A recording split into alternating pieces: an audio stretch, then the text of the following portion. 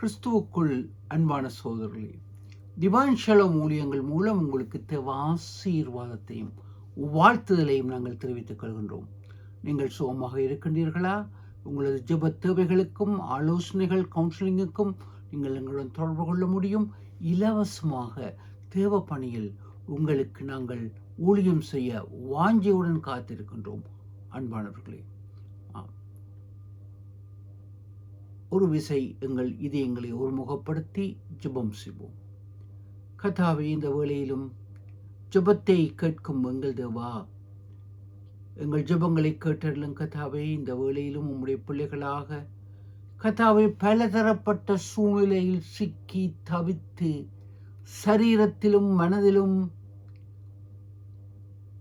வேதனையுடன் இருக்கும் உம்முடைய பிள்ளைகளுக்காக நாங்கள் ஜெபிக்கிறோம் கர்த்தாவே. வாழ்க்கையின் விரக்தியிலும் வேதனையிலும் இருக்கும் அவர்களை ஐயா நீர் தாங்கி ஆற்றி தேற்றும். அவருடைய வேதனைகள் சொல்லொன்னா வேதனைகளாக இருக்கின்றது கர்த்தாவே. அதை நீர் மட்டும் அறிவீர். அவருடைய தலையணையை கண்ணீர் நினைக்கின்றது கர்த்தாவே. மனதின் வேதனைகள், சரீர வேதனைகள், உடல் உபாதைகள் அனைத்தையும் அறிந்த தெய்வமே, உம்முடைய பிள்ளைகளை தொட்டு குணமாக்கும் கர்த்தாவே. விசேஷமாக அவர்கள் வேதனைகளை, மன சஞ்சலங்களை, குழப்பங்களை நீர் ஆற்றி தேற்றலும். இந்த நாட்களிலும் இஸ்ரேலின் சமாதானத்துக்காக நாங்கள் ஜெபிக்கிறோம். உலகம் முழுவதிலும் சமாதானத்துக்காக ஜெபிக்கிறோம் கர்த்தாவே. எங்கள் இலங்கை இந்திய நாட்டின் சமாதானத்துக்காக கர்த்தாவே நாங்கள் ஜெபிக்கிறோம். பொறுப்படுத்திக் கொள்ளும். எங்கள் இங்கிலாந்து, கனடா, ஆஸ்திரேலியா நாட்டின் சமாதானத்துக்காக, சுபீட்சத்துக்காக ஜெபிக்கிறோம். நிரந்தர வசிப்பிடத்தை எதிர்நோக்கி காத்திருக்கும் பிள்ளைகளுக்கு தங்கள் இருக்கும் நாடுகளில் அவர்களுக்கு வேண்டிய நிரந்தர வசிப்பிடத்தை ஏற்படுத்தி கொடுத்தருளும் கர்த்தாவே.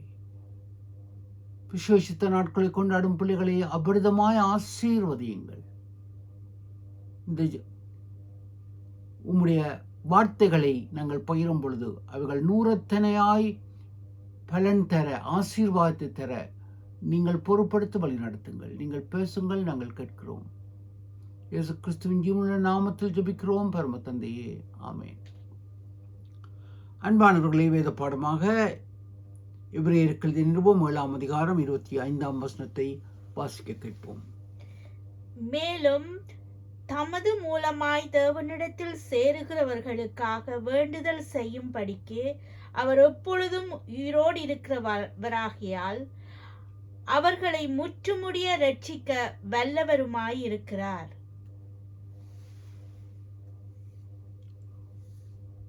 அன்பானவர்களே, இன்றைய நாளிலும் நாங்கள் வாசிக்க கேட்கின்றோம். தமது மூலமாய் தேவனிடத்தில் சேர்கின்றவர்களுக்கு முற்றும் முடிய ரட்சிக்க வல்லவராய் இருக்கின்றார். அவர் சதா காலங்களும் உயிரோடு இருக்கின்றபடியினால், ஆம், அவர் என்றும் ஜீவிக்கும் தேவன். இன்று எங்களது ஜெபங்களை அவர் கேட்கின்றார். எங்களது கண்ணீர்களை பார்க்கின்றார். எங்கள் அங்கலாய்ப்புகளை பார்க்கின்றார். எங்களை முற்றும் முடிய அவர் ரட்சிக்க வல்லவராக இருக்கின்றார். அன்பானவர்களை நாங்கள் பார்க்கும் பொழுது லேவியராகமம் 11ஆம் அதிகாரத்தில் அதன் தாற்பயத்தை நாங்கள் புரிந்து கொள்ள அழைக்கப்படுகிறோம். அதை வாசிக்கும் பொழுது நான் வாசித்தேன். அதில் ஆரம்பத்தில் எனக்கு அது மேலாக புரியவில்லை. ஆழமாக பரிசுத்த ஆவியானவர் அதை ஆழ்ந்து சிந்தித்து தியானிக்கும்படி கூறிய பொழுது அதை வாசித்தேன். அதன் ஆழம் பெரியது. அங்கு இஸ்ரவேல் மக்களை எகிப்திலிருந்து இங்கு கானான் தேசத்துக்கு அழைத்து வருகின்றார். அந்த தேசம் மலைகள் நிறைந்த தேசம், மழை இல்லை.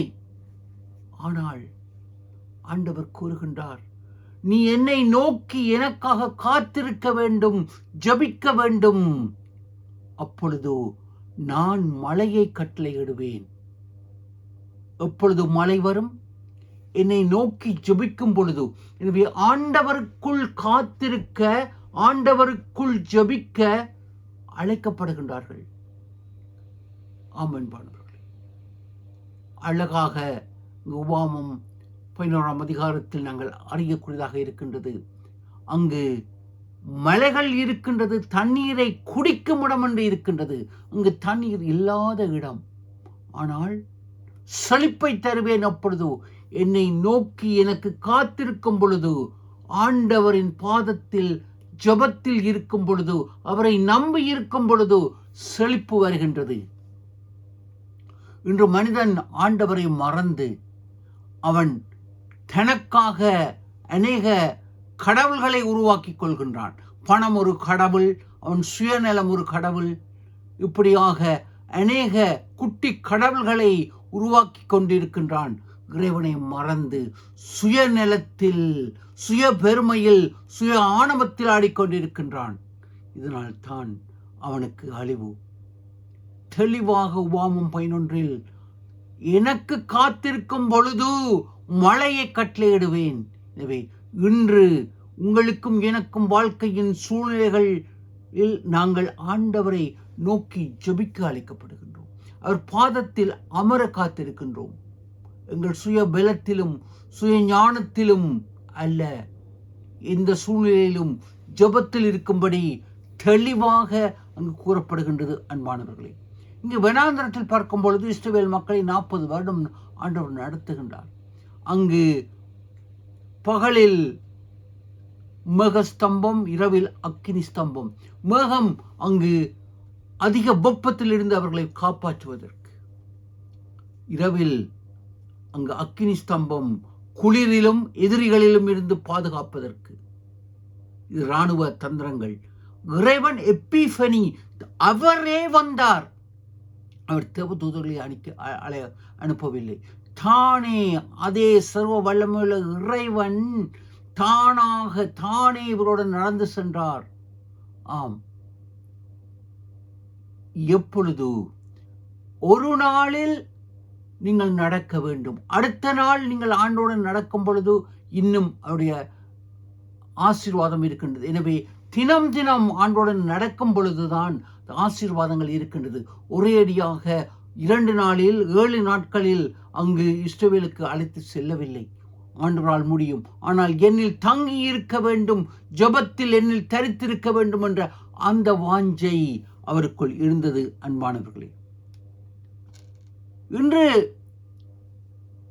உங்கள் நண்பர்களின் தொலைபேசி இலக்கம் உங்களுக்கு தெரியும், நன்றாக தெரியும், மனப்பாடமாக இருக்கின்றது. அதுவும் நீங்கள் அதிகம் நேசிக்கும் ஒருவராக இருந்தால்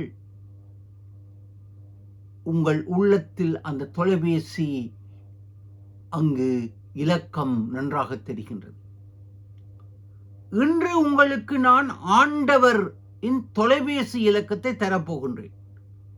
ஆம், இன்று ஆண்டவருடன் நீங்கள் தொடர்பு கொள்ளும் தொலைபேசி இலக்கத்தை உங்களுக்கு தருகின்றேன். அவருடன் நீங்கள் எந்த நேரமும் கதைக்க முடியும். உங்கள் சந்தோஷத்தையும் துக்கத்தையும் நீங்கள் பகிர முடியும். 24 மணி நேரமும் 365 நாட்களும் இந்த தொலைபேசி இலக்கத்தை நீங்கள் மறக்கக்கூடாது. அது என்ன? 33333. ஆம், இது ஆண்டவரின் தொலைபேசி இலக்கம். அது என்ன? எரேமியா 33 அதிகாரம் 3 அங்கு ஆண்டவர் கூறுகின்றார், என்னை நோக்கி கூப்பிடு, அப்பொழுது நான் உனக்கு மறு உத்தரவு அருளச் செய்வேன். நீ அறியாததும் புரியாததுமான புதிய காரியங்களை உனக்கு நான் போதிப்பேன். இதுதான் ஆண்டவரின் தொலைபேசி இலக்கம். அன்பானவர்களே, அன்று ஆதாம் ஏவாள் ஆண்டவருடன் நடந்தார்கள். அதுதான் ஜெபம். ஆண்டோடன் நடக்கும் பொழுது அங்கு பரிசுத்தம். அவர்கள் ஆண்டோடன் நடப்பதை விட்டு, ஜெபத்தை விட்டு அவர்கள் பின்வாங்கி போனார்கள்.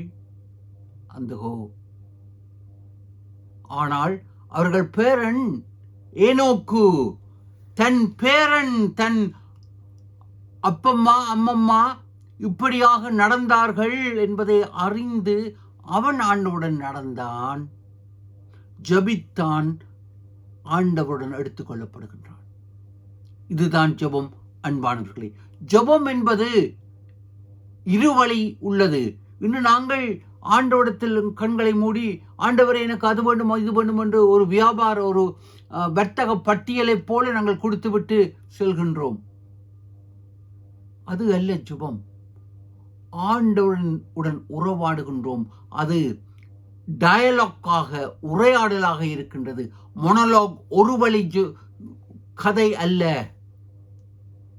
ஜெபம் என்பது இருவழியில் ஆண்டவருடன் கதைக்கின்றார், நாங்கள் ஆண்டவருடன் கதைப்பதாகத்தான் ஜெபம் இருக்கின்றது. அன்பானவர்களே, வெளிப்படுத்தல் 3ஆம் அதிகாரத்தில் அங்கு ஆண்டவர் கூறுகின்றார், வாசல் கதவில் நின்று தட்டுகிறேன், ஒருவனின் சத்தத்தை கேட்டு திறந்தால் அவனுடன் வந்து நான் உணவு பரிமாறுவேன். இதுதான் ஜெபம். இன்று ஆண்டவரின் சத்தத்தை கேட்கின்றோமா?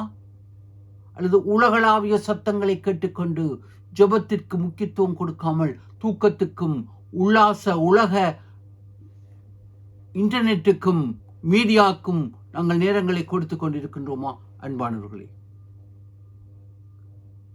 ஆண்டவர் உங்கள் இதய கதவை தட்டுகின்றார். ஜெபிக்கும்படி அதிகாலையில் என்னை தேடுகின்றவர்கள் என்னை கண்டடைவார்கள் என்று வேதம் கூறுகின்றது. அதுதான் ஆதாம் ஏவாளுடன் நடந்தார். அதிகாலையில் குளிர்ச்சியான வேளையில் ஏனோக்குடன் நடந்தார். இன்று எம்முடனும் நடக்க அவர் வாஞ்சாக இருக்கின்றார். அன்பானவர்களே, இன்று நாங்கள் ஆசீர்வதிக்கப்பட்டு இருக்கின்றோம்.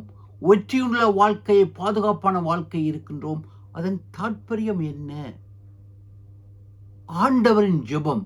யோவான் எழுதிய சுவிசேஷம் 17ஆம் அதிகாரம் 20ஆம் வசனத்தில் அங்கு ஆண்டவர் கூறுகின்றார், நான் சீஷர்களுக்கு 12 அப்போஸ்தலருக்காக ஜெபிக்கும் பொழுது அவர் பரலோகம் செல்ல முன்பு அவர் ஜெபிக்கின்றார். நான் இவர்களுக்காக ஜெபிக்காமல், இவர்களுக்காக மட்டும் ஜெபிக்காமல், இவர்கள் வார்த்தையின் மூலம் என்னை விசுவாசிக்கின்றவர்களுக்காகவும் நான் ஜெபிக்கின்றேன். என் வார்த்தையின் மூலம், இவர்கள் வார்த்தையின் மூலம் என்னை விசுவாசிக்கின்றவர்களுக்காகவும் ஜெபிக்கின்றேன். அது உங்களுக்கும் எனக்கும். 2025ஆம் ஆண்டு ஆகஸ்ட் மாதத்தில் அவருடைய வார்த்தைகளை கேட்கும் உங்களுடைய தனிப்பட்ட பெயர், உங்களுடைய பெயர் ஜோனாக இருக்கலாம், மஞ்சுவாக இருக்கலாம், ரதியாக இருக்கலாம், யாராக இருந்தாலும் உங்கள் பெயரை ஆண்டவர் அறிந்து அன்று உங்களுக்காக ஜெபித்திருக்கின்றார். இதை அறிவீர்களா என் அன்பு சகோதரனே, சகோதரியே? உங்கள் தனிப்பட்ட முறையில் அன்று உங்களுக்காக ஜெபித்த ஜெபம் இன்று உங்களை ஆசீர்வதிக்கின்றது. நாங்கள் நிற்பதும் நிர்மூலமாகாமல் இருப்பதும் ஆண்டவரின் சுத்த கிருபை. அன்பானவர்களே, இன்று ஆண்டவர் நமக்காக பரலோகத்தில் இருந்து அவர் எப்பொழுதும் முறையுடன் ஜெபித்துக் கொண்டிருக்கின்றார். அது இரத்த உடன்படிக்கை. அங்கு 2 நண்பர்கள் உடன்படிக்கை செய்து கொள்வார்கள். எப்படி? தங்கள் கைகளை கீறி ஒருவர் இரத்தத்தை ஒருவர் மேல் வைத்து உடலுக்குள் அந்த இரத்தத்தை போட்டு செலுத்திக் கொள்வார்கள். எனவே ஒரு நண்பனுடைய இரத்தம், இது நானாக இருந்தால், இது நீங்களாக இருந்தால், அந்த இரத்தம் ஒருவருடன் கலக்கின்றது. அந்த குடும்பத்துக்கு அவர்கள் ஒரு ஆசீர்வாதம் செய்ய வேண்டும். இதைத்தான் தாவீதும் யோனத்தானும் செய்து கொண்டார்கள். அந்த உடன்படிக்கை, அந்த உடன்படிக்கையை தான் ஆண்டவர் இயேசு சிலுவையில் அவர் செய்து, அவர் அந்த உடன்படிக்கை செய்யும் பொழுது அந்த தழும்பு வருகின்றது. தன் தழும்புகளினால் நாங்கள் குணமாகின்றோம் ஏசாயா கூறுகின்றார்.